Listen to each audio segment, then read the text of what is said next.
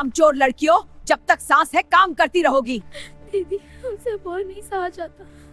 जुल्म ज्यादा दिन नहीं चलता, एक दिन इंसाफ जरूर होगा। एक माँ जो मरने के बाद भी अपनी बेटियों के पास वापस आई। माँ, आप सच में आ गई।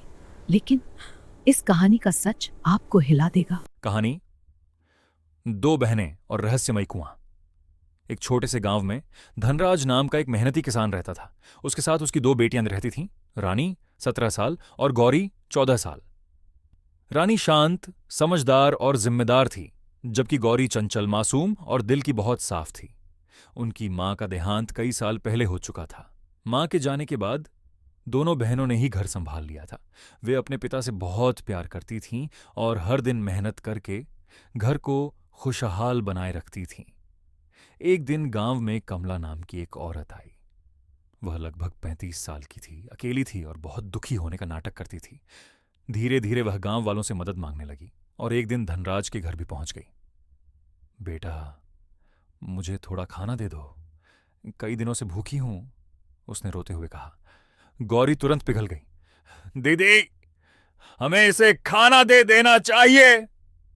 रानी को थोड़ा शक हुआ, लेकिन उसने कुछ नहीं देखा। कुछ दिनों बाद कमला रोज घर आने लगी। वह काम में हाथ बटाने का दिखावा करती, लेकिन असल में घर की हर चीज पर नजर रखती। धीरे धीरे उसने धनराज के दिल में जगह बना ली और एक दिन धनराज ने बिना बेटियों से पूछे उससे शादी कर ली। दोनों बहनें चुप रहीं, लेकिन उनके दिल में अजीब सा डर बैठ गया। शादी के कुछ ही दिनों बाद कमला का असली रूप सामने आ गया। वह दोनों बहनों से दिन रात काम करवाती, झाड़ू, बर्तन, खाना, खेत, पानी, और बदले में सिर्फ बचा हुआ खाना, कई बार तो खाना भी नहीं देती। कमला ने घर का नौकर भी निकाल दिया और बोली, अब से बकरियां तुम दोनों जंगल में चराने जाओगी। असल में उसकी योजना थी कि जंगल में कोई जंगली जानवर उन्हें खा जाए। एक दिन जंगल में भूख से बेहाल गौरी रोने लगी। दीदी, अब मुझसे नहीं सहा जाता। तभी पास के पुराने कुएं से आवाज आई, बेटियों रो मत। दोनों डर गईं। कुएं से एक मधुर आवाज आई, मैं तुम्हारी मां हूं। दोनों चौंक गईं। कुएं की आत्मा ने कहा, कमला ने मुझे धोखे से कुएं में धक्का दिया था, मैं मर गई, लेकिन मेरी आत्मा यहां बंध गई। दोनों बहनें जोर जोर से रोने लगीं।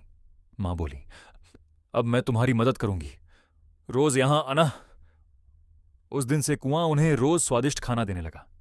धीरे धीरे दोनों बहनें फिर से स्वस्थ और खुश रहने लगीं। कमला ने देखा, मैं तो इन्हें भूखा रखती हूं, फिर ये इतनी खुश कैसे हैं? एक दिन उसने चुपके से उनका पीछा किया और सब दूर देख लिया। कमला ने सोचा, पहले कुएं को खत्म करना होगा। उसने बीमार होने का नाटक किया और धनराज से बोली, मुझे ठीक होने के लिए उस कुएं का पानी चाहिए, उसे भरवा दो। भोला धनराज मान गया। बहनों ने रोकर मां को बताया। मां बोली, जब कुआं भर दिया जाए तो मेरी जगह एक नीम का पेड़ उगेगा, वही तुम्हारा सहारा होगा। अगले दिन कुआं मिट्टी से भर दिया गया और सच में वहां एक बड़ा नीम का पेड़ उग आया। उस पेड़ के पत्ते मीठे थे और फल ताकत देने वाले। दोनों बहनें उसी से अपना जीवन चलाने लगीं। एक दिन एक युवा राजकुमार उस जंगल से गुजरा। उसने दोनों बहनों को देखा और उनकी सादगी पर मोहित हो गया। गौरी बोली, अगर आपको फल चाहिए तो आपको मेरी दीदी से शादी करनी होगी। राजकुमार मुस्कुराया, मैं तैयार हूं। कमला ने फिर साजिश रची और पेड़ कटवा दिया, लेकिन इस बार किस्मत बदल चुकी थी। राजकुमार वापस आया और रानी से शादी कर ली। गौरी भी उनके साथ महल चली गई।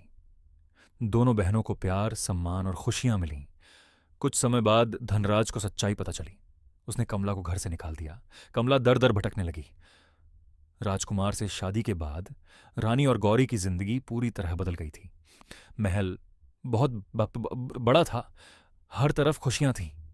नौकर चाकर उनकी सेवा में लगे रहते थे, लेकिन रानी के दिल में एक खालीपन था।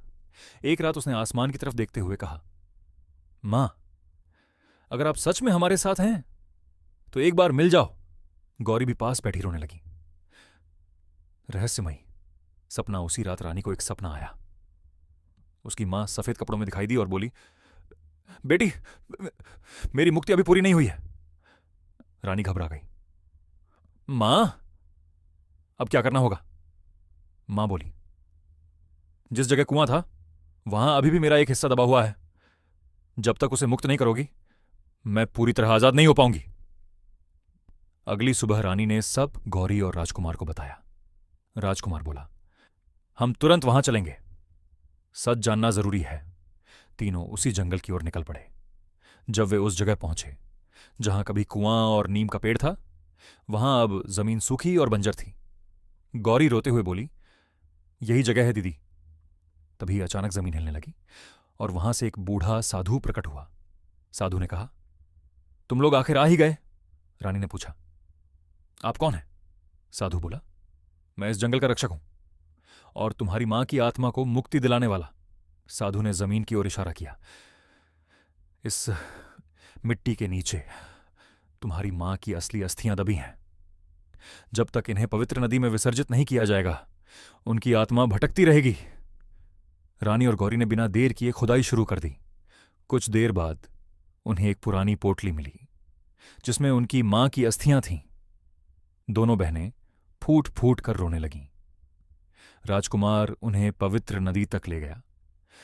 रानी ने कांपते हाथों से कहा, मां, अब आप आजाद हो जाओ। और उन्होंने अस्थियां नदी में बहा दीं। जैसे ही अस्थियां पानी में गईं, आसमान में तेज रोशनी फैल गई और उनकी मां की आत्मा मुस्कुराते हुए प्रकट हुई। मां बोली, मेरी बेटियों, तुमने मुझे मुक्ति दिलाई। अब मैं हमेशा तुम्हारे दिल में रहूंगी। गौरी रोते हुए बोली, मां, हमें छोड़कर मत जाओ। मां मुस्कुराई, मैं कहीं नहीं जा रही।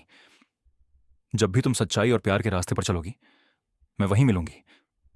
और धीरे धीरे वो प्रकाश में विलीन हो गई। महल लौटने के बाद रानी और गौरी ने एक बड़ा निर्णय लिया।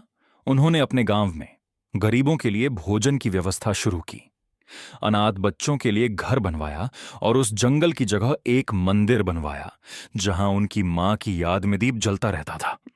उधर कमला, जो अब दर दर भटक रही थी, एक दिन उसी जंगल में पहुंच गई जहां उसने कभी बुरा किया था। अचानक तूफान आया और वह उसी जगह गिर पड़ी जहां कभी कुआं था, और वहीं उसकी कहानी खत्म हो गई। सच्चाई देर से सही लेकिन जीतती जरूर है। माता पिता का प्यार कभी खत्म नहीं होता, बुराई का अंत निश्चित है और अच्छे कर्म हमेशा फल देते हैं। अगर आपको ये वीडियो अच्छी लगी हो तो लाइक करें और हमारे चैनल को सब्सक्राइब जरूर करें ताकि ऐसी और कहानियाँ आप तक पहुँचती रहें।